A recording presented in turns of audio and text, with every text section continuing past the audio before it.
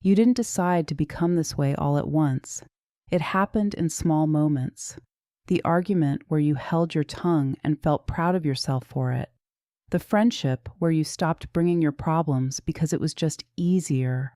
The relationship where you learned that showing too much of yourself too quickly made things complicated, so you stopped showing it at all. And at some point, somewhere between all those small decisions, you looked up and realized the softness was gone. Not because it was taken from you, because you quietly, deliberately let it go. And you told yourself it was strength. You told yourself you were evolving. That the woman who cried easily, who said too much, who needed people, she was the old version, the naive one, the one who got hurt. The woman standing here now, the one who handles everything, who keeps her face still in hard moments, who doesn't flinch. She's better. She's safe. And that story made sense. Until one day, it didn't anymore. You know what this looks like from the inside because you've been living it. It looks like someone asking how you are and you saying good before the question is even finished. Not because you're good, but because the honest answer feels like too much to load onto someone else. It looks like not texting first. Ever. Because needing someone first feels like a form of weakness. It looks like listening deeply, asking follow-up questions, genuinely caring, and then going home alone and realizing no one asked you one thing about yourself.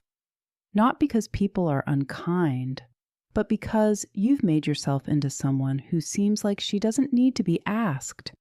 It looks like flinching internally when someone offers to help you, not knowing what to do with warmth when it comes.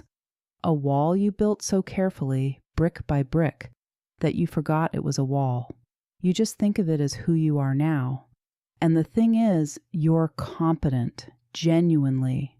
You handle things. You don't fall apart in crises, you show up. But behind all of that, there's a woman who is quietly exhausted, a woman who misses herself, a woman who used to feel things openly, who used to reach for people, who used to be soft and unguarded in a way that felt both terrifying and alive. If any of that sounds familiar, drop a 1 in the comments. You'd be surprised how many women are reading this right now, thinking the same thing. Here's the part that matters. This didn't happen because you're broken. It happened because you were responding perfectly to something that happened to you. And when you understand what that is, it changes how you see yourself. What you've been doing has a name. Psychologists call it emotional armor, a pattern of adaptive self-suppression, in which a person systematically disengages from their own emotional needs in response to repeated experiences of vulnerability being met with pain.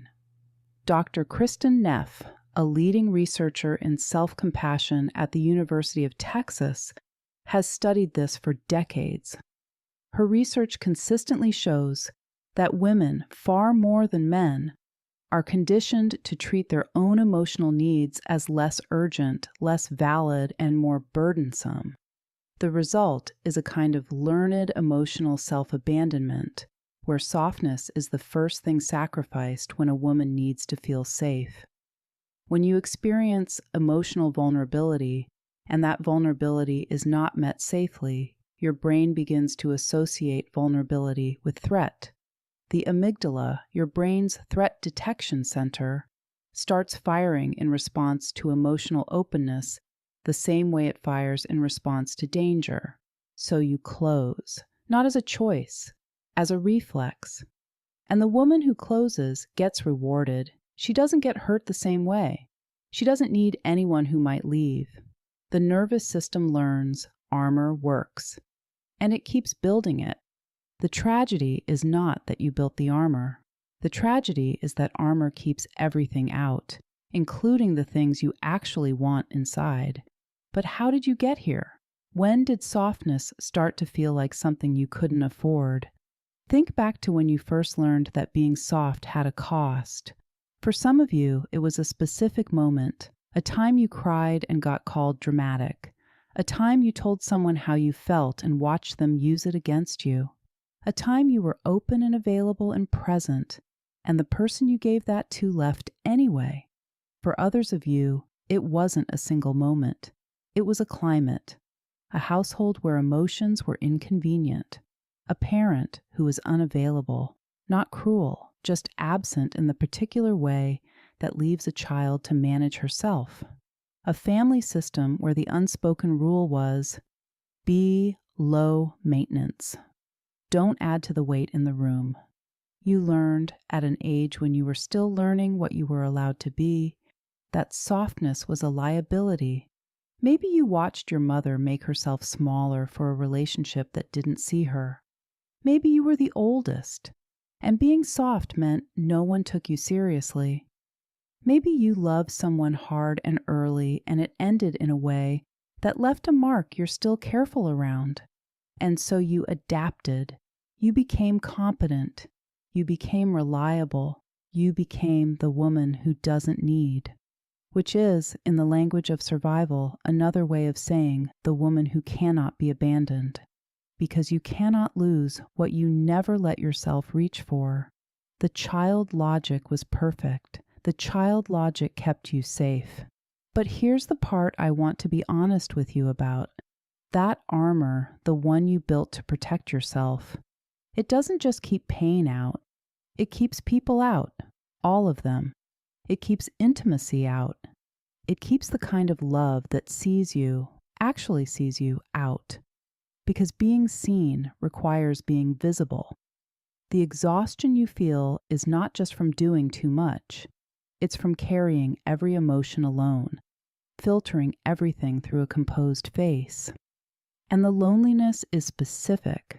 It's the loneliness of being surrounded by people who think they know you, because you've only shown them the part of you that doesn't need anything. So let's talk about what this actually costs, and what it might look like to come back. You were not weak when you were soft. You were not naive. You were not the version of yourself that needed fixing. You were a woman who was present, who felt things, who offered herself to people and to moments without first calculating whether it was strategically safe to do so. That version of you was braver. The armor you built was intelligent. It was necessary at a specific moment in your life in response to a specific kind of pain. You were not wrong to build it, but you've been wearing it in rooms where you don't need it anymore, in relationships that haven't hurt you, with people who are actually safe. You've been applying a survival strategy to a life that is no longer a survival situation, and it's costing you the very closeness you want. The work is not to go back to who you were before. You can't, and you wouldn't want to. That softness can come back with everything you now know. It can come back with discernment, with limits, with a full understanding of what you're choosing and why.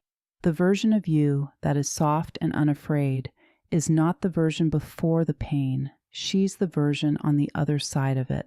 Drop an 8 in the comments if this is the first time someone has put words to this for you. I want to leave you with a question, and I want you to sit with it before you answer. When was the first time you remember deciding that you were better off not needing people? Not when you first got hurt.